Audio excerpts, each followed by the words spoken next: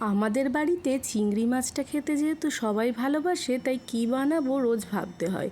আজকে চিংড়ি মাছের একটা নতুন রেসিপি বানালাম, তাই সেটা আপনাদের সাথে শেয়ার করছি। চিংড়ি মাছের এই রেসিপিটার নাম হচ্ছে চিংড়ি মাছের দমপক্ত।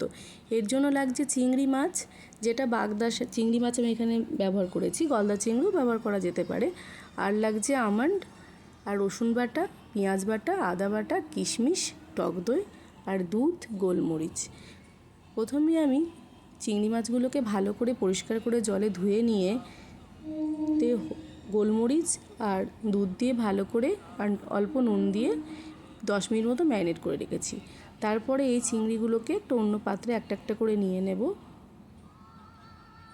এবং যেসব উপকরণগুলো নিয়েছি, যেমন আমন্ডটাকে আমি পেস্ট করে নিয়েছি। আর আমন্ডটাকে না একটু গরম জলে ভিজিয়ে রাখলে কী হয়, তাড়াতাড়ি খোসা ছেড়ে যায়, তো ওটা পেস্ট হয়ে যায়। এইবার তারপরে দিয়ে দিয়েছি এই চিংড়ি মাছে পেঁয়াজ বাটা, রসুন বাটা, আদা বাটা, টক দই, আমন্ড বাটা যেটা বেটে রেখেছি, আর দিয়ে দিয়েছি কিশমিশ বাটা। দিয়ে ভালো করে এটাকে ম্যারিনেট করতে হবে। এই চিংড়ি মাছের রেসিপিটা কিন্তু খুবই সহজ। এইবার এটাকে সমস্তটাকে ম্যারিনেট করার পর আমি দিয়ে দিয়েছি লঙ্কা বাটা আর কাশ্মীরি লঙ্কার গুঁড়ো দিয়ে আবার ভালো করে সমস্তটাকে মিশিয়ে নেব।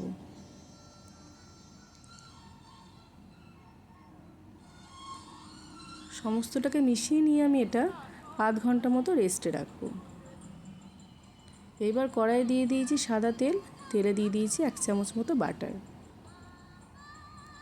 এবার চিংড়ি মাছটাকে একটা একটা করে দিয়ে ভেজে নেব। তার আগে দিয়ে দেবো গোটা গরম মশলা।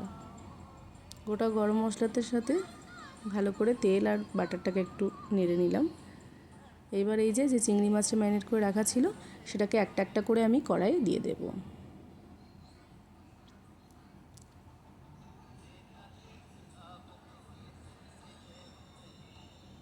এবার চিংড়ি মাছগুলোকে হালকা একটু ভেজে নিতে হবে।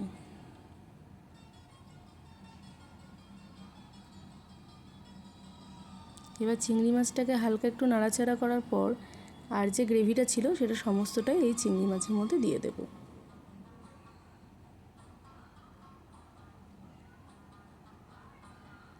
দিয়ে সমস্তটাকে ভালো করে আবার নেড়ে নেব।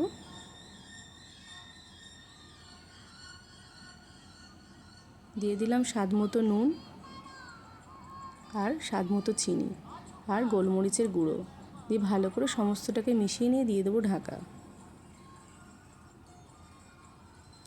10 মিনিট পর ঢাকা খুলবো। দেখুন ঢাকনা খুলে এরকম একটা কালার আসবে। দিয়ে অল্প একটু বাটার দিয়ে দেবো আর ওপর থেকে দিয়ে দেবো কিছুটা চিজ। আপনারা এখানে খোয়া ক্ষীরও ইউজ করতে পারেন, কিন্তু যেহেতু আমার বাচ্চা একটু এই চিজটা দিলে বেশি পছন্দ করে, তো আমি চিজটাই দিয়েছি। হয়ে গেছে চিংড়ি মাছের দমপক্ত। দেখেছেন কি সুন্দর দেখতে হয়েছে, খেতেও সেরকমই সুন্দর হয়।